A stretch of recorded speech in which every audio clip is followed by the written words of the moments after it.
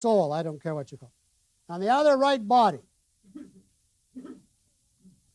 And then there would be 3 columns going across. Action, feeling, thought. So you're going to have a little, 6 boxes. Mind, and then under it, what action, feeling, thought, and the other side, body, etc. And this is the terms I would give to summarize the choices that people make if they feel they must make this dichotomy.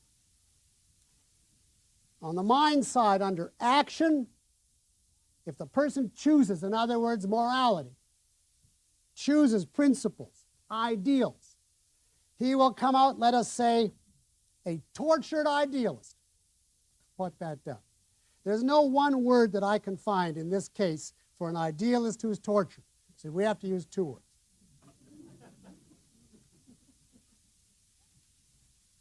On the other hand, the body side, there is a word for. If you make the choice of practicality over morality, what are you? There's a special name in philosophy for that. A pragmatist, right.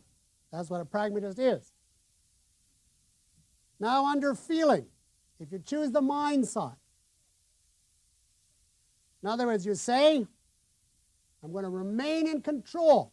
I'm not having any truck with these things that are thrust on me that I can't control. What is a good name for the feeling division under the mind side? A repressor.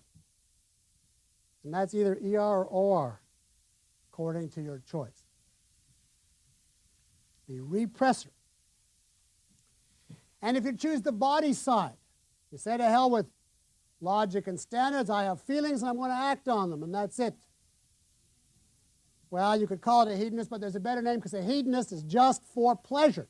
But we're taking in general emotions of any kind as a primary here. Call it an emotionalist. That's the best name, right? An emotionalist.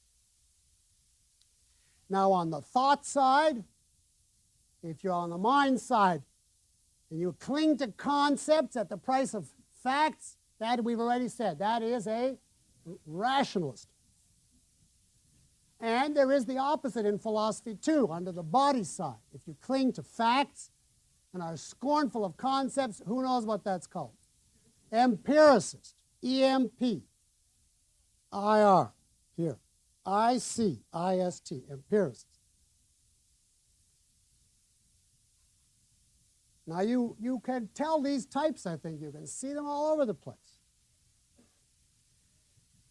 Now, of these 3 dichotomies, all forms of the inner versus the outer, the one I regard as the most basic, which one would you think I regard as the most basic? Well, I think thought is more basic than feeling or action. So I think that the real dichotomy here is rationalism versus empiricism. The others, to some extent, take care of themselves if we grasp that issue. Now, if you think that you have any part of this problem on either side of the dichotomy in any one of these divisions, the chances are very strong that you succumb to rationalism or empiricism in some way. If I've learned anything about people or philosophy in my years, it's how fantastically widespread this dichotomy of rationalism versus empiricism is. It is much more than merely applicable to technical philosophers. It's very, very common among objectivists. Now, objectivists tend, for obvious reasons, to which side of this dichotomy? The mind or the body side? The mind side. They're staunch idealists, repressors, and rationalists if they're going to go for this dichotomy at all. There is an exception. There's a certain type who is on the other side. Now, if I hesitate, I really hesitate. I'm actually terrified to make this point because of the storm that will descend upon me. But for what it's worth, with tremendous qualifications and reservations, this is not a universal truth, simply a tendency. I have noticed a more pronounced inclination of objectivist males to go for rationalism and females for empiricism. Now, obviously, this is not a sexual phenomenon. I have known rationalist women and also women who are okay, who don't have either of these. And I've known empiricist men, so this is not a guarantee, but there's a certain reason. You might even guess it because you see that rationalism is connected to repression.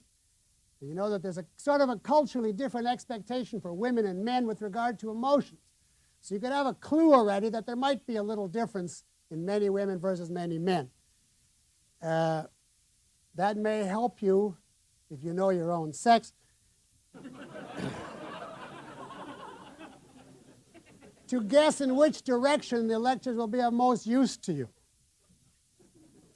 But maybe you don't fit into the stereotype. Now, I want to just conclude by tying these mind-body issues into the anti-philosophical arguments that we started with. I swear it's a complete coincidence.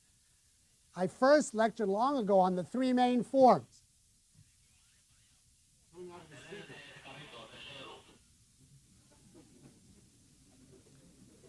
I was saying that I lectured a long time ago on the three main forms of the mind-body dichotomy. And then only in preparation for this course did I figure out the three arguments. And only after I wrote them did I realize there's a one-to-one correlation between these three main dichotomies and the three main arguments as follows. Take the uselessness of philosophy in daily life, that argument. That implies, it rests on the idea of a disconnection between abstractions and concretes. It implies that abstractions are irrelevant to the reality that you live with and deal with. In other words, it's the idea that philosophy is useless. The idea of philosophy as a system of ideas without connection to daily life comes from rationalism. And this, I may say, is one reason why students have so much trouble digesting objectivism. They try honestly to understand it, but they have unwittingly, subconsciously absorbed a rationalist idea of thought. And that controls implicitly the function of their mind. It defines, without their even knowing it, what constitutes understanding, logic, order, etc. It warps their whole approach to philosophy unknown to themselves. And so they struggle and struggle, and they can't see why they never get the clarity they're after. And you see, rationalism thereby becomes a self-fulfilling prophecy. Not knowing that they hold it, their ideas remain disconnected. However, they struggle, and they end up feeling philosophy is useless. Now take philosophy.